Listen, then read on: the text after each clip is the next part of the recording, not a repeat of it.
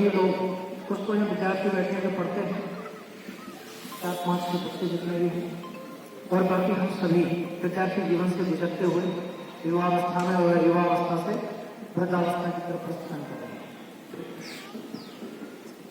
आप सभी जानते हैं कि संसार निरंतर चलायमान है, निरंतर परिवर्तित हो रहा है। हम प्रातःकाल जैसे हमारी आंखें खुलती हैं और आप देखते हैं कि प्रातःकाल से दोपहर हो जाता है, दोपहर से शाम हो जाती है और शाम से फिर रात है और रात के बाद फिर सवेरा चलाया था, तो हम भ्रम में हैं। आपको लगेगा कि कैसी बात आपने कर दी।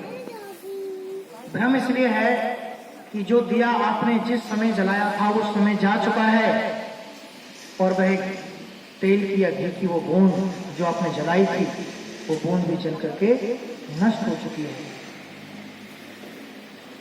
मैं आपसे एक सवाल करूंगा, ये बताएं संख्याएं कितनी होती हैं? कोई जवाब दे। संख्याएं अनंत नहीं होती हैं, संख्याएं 0 to 9 होती हैं और 0 to 9 से ही सारी संख्याओं का निर्माण होता है। अगर मेरी बात से सहमत हो तो मुझे समर्थन करते रहें और अगर किसी को शंका हो तो उससे बाद में प्रश्न पूछें। संख्याएं 0 to 9 होती हैं। जब 0 दिया मेरे भारत ने दुनिया को तब गिनती आई, तारों की भाषा भारत ने दुनिया को पहले से खिलाई। हम ऐसे ही विश्वगुरु नहीं बन गए थे, हम ऐसे ही विश्वगुरु नहीं कहे जाते थे।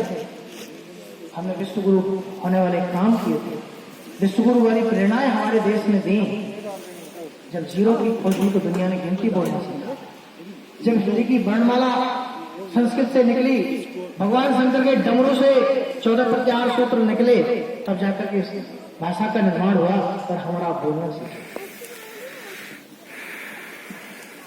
आप देखते हैं कि हम बोलते हैं सबसे पहले 0। हमसे पहले कौन था बताइए? ये सृष्टि नहीं थी तो कौन था? सब शून्य था, सब शून्य था, कुछ नहीं था, शून्य था। और कौन था? परमात्मा। यही बात है जी। परमात्मा के अलावा सभी जो वस्तुएं थी समस्त संसार सुप्त अवस्था में था। उसके बाद हमने 1+1 किया।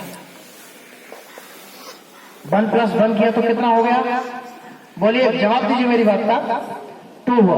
और 2+1 किया तो 3+1 किया तो 4+1 किया तो 5+1 किया तो जवाब देते जाइए। 6+1 किया तो 7+1 किया तो 8+1 और 9+1 10 तो होता ही नहीं। मेरे कहने का आशय यह है कि जहां से आप शुरू हुए थे और वहीं पर आप समाप्त हो गए। सबसे नीचे वाला क्रम 0, जहां से हमने शुरुआत करी थी, परमात्मा का आसरा लेके हमने 1+1 किया था, जिसको 2 बनाया था। उस 2 के अंदर 1 भी था, वो कहां चला गया?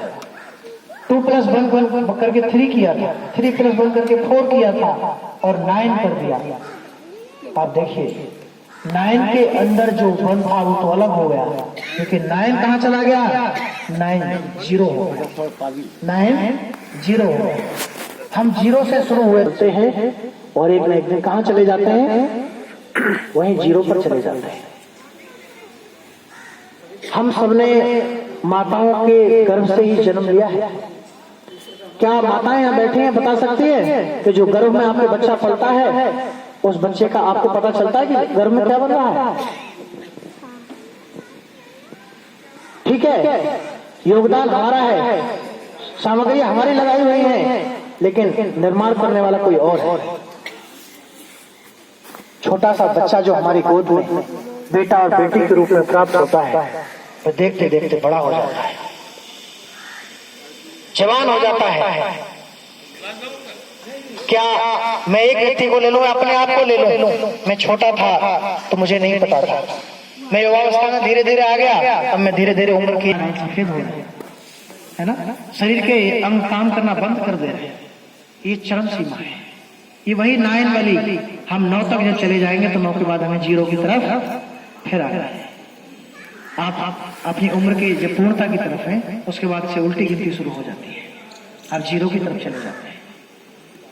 ये सृष्टि का क्रम है। और मैं एक बात और समझाना चाह रहा हूं आप इस संख्याओं के बीच में। आपको हमने 3 का निर्माण किया, 4 का निर्माण किया, 5 का निर्माण किया, 9 तक निर्माण तो कर दिया, लेकिन जिसने इन 9 को बनाया, जिसने इस 9 को बनाया, 4 को बनाया, 5 को बनाया, 2 को बनाया, वह बनाने वाला कहां है? क्या 4 की संख्या आप लिखते हैं, उसमें बनाने वाला आपको दिखाई देता है? तो परमात्मा आपको कैसे दिखाई देगा?